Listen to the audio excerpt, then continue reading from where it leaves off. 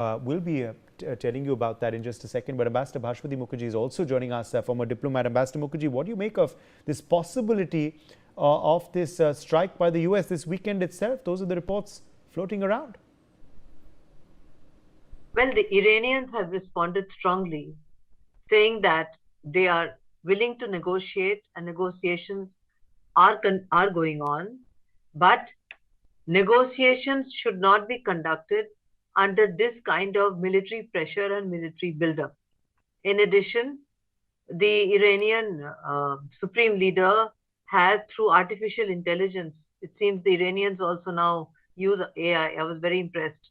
Has shown the largest American warship right at the bottom of the Straits of Hormuz through AI, and said this is how a very powerful and dangerous military hardware looks, and this is how it looks when a more dangerous weapon puts it at the bottom of the Straits of Hormuz. In other words, what the Iranians are subtly conveying is that if the Straits of Hormuz gets blocked, then some of US's closest allies who have hosted American, who host American military bases will have nowhere to send their oil. The oil prices will go up sky high, and it will also impact, apart from all of us, it will impact adversely the global economy and the American economy. Therefore, it doesn't make sense to come so close to brinkmanship in a part of the world which controls a vital asset required to keep the global economy going, including the American economy. That is probably the reason, Vineet, that Trump, knowing the risks involved, has not yet ordered the airstrikes.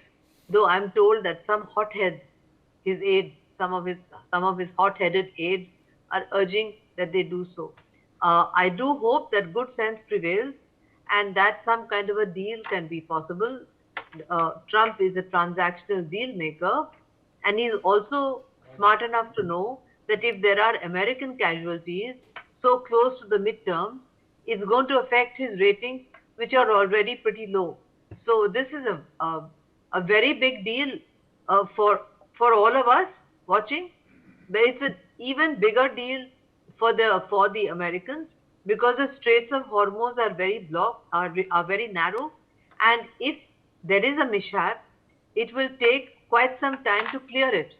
While it's a little less tricky maybe than the Suez Canal, the issue is, in the case of the Suez Canal, you can always go down the longer route. In this particular case, those countries that need the Straits of Hormuz for oil exports and LNG exports, they have no other route. There's no overland route. So I'm sure they must be on the telephone with Trump, pleading with him not to go the final mile, which he's been threatening. Sometimes he does these threats to bring people to the negotiating table. Sometimes he sends an aircraft to pick up the president and bring him to Washington. Okay. I think you cannot find it possible to do that with Iran, but you can't rule out anything with Iran. All right. Let me in fact tell our viewers some more details emerging as well in the relation of the United States versus Iran tension. Now, in latest information coming in, the White House has briefed that US military could be ready for a possible attack by this weekend itself. That's something that White House is reportedly ready for. That's what's the reports emerging. The aircraft carrying USS Gerald R. Ford is in fact en route to join its counterpart USS Abraham Lincoln in the region.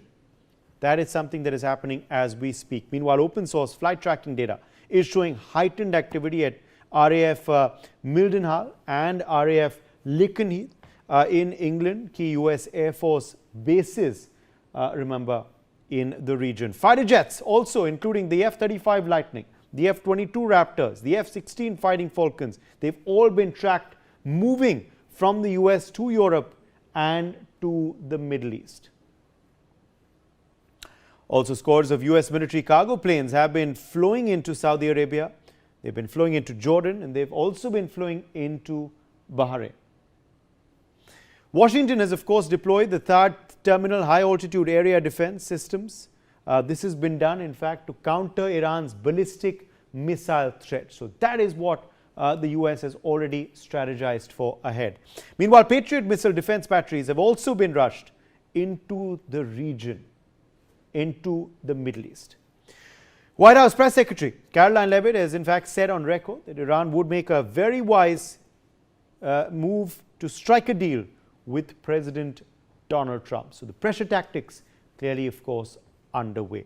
Iran has issued a NOTAM. They've announced planned rocket launches across parts of southern Iran on Thursday. That's something that Iran, of course, has been doing as well. They've been conducting various exercises.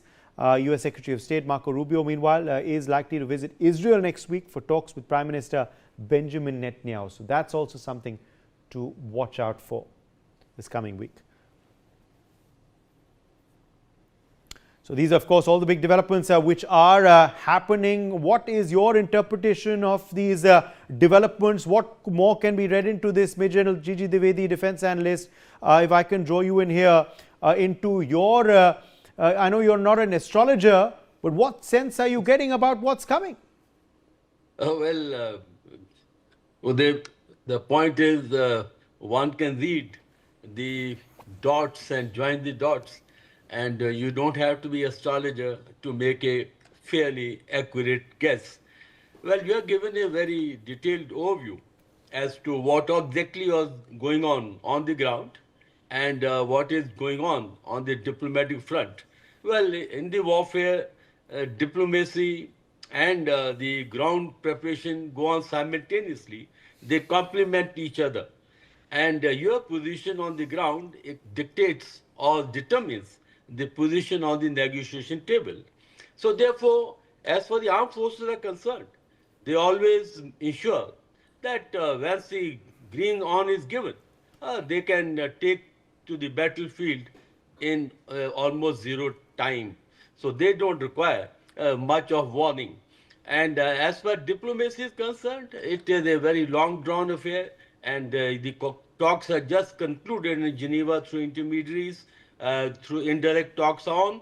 And diplomacy is always hopeful. There's always a window open, and their talks are ended on a note that they have somehow come to understanding on the guiding principles, and they will continue to talk. But here, few issues are very important. President Trump will push Iranians to a corner so that America can get a favorable deal. And deal is to cap the Iranian nuclear program, and also to ensure that their stockpile is under inspections, and give them a carrot and stick that in case they comply, then the sanctions could be lifted. On the other side, Iranians also had dug in their heels, and they are also wanting the guarantee that it should not happen off and on switch on the sanctions, and the deal should not be abrogated like the JCPOA was done in 2019. So the issue is that both sides are prepared. They are on the negotiation table, but also on the ground in case the current situation transition into a conflict, then the both sides are on it. But the point is, it will have very serious repercussions. Then what happened in June 2025, when when Israel launched the operations, that is the flying line, and American also went in for Midnight Hammer. Now that was just a 14 days face off, but this could be actually far more serious, as the ambassador was bringing out, that this will bring into the or how the oil supply chains will be impacted, how the global oil scene will get impacted, and also this could draw in the other players in the region, because the Iranian will try and hit the American bases in the region. So therefore, this conflict could actually spiral into a regional conflict rather than only between Iran, America, and Israel. So I think we need to hold on. But as I can make out, in case the deal doesn't come through, then possibly President Trump would likely to go and fire a strike. That's how I read Okay. ground Okay. situation, and Yes. that's my Yes. astrological take. Okay, okay.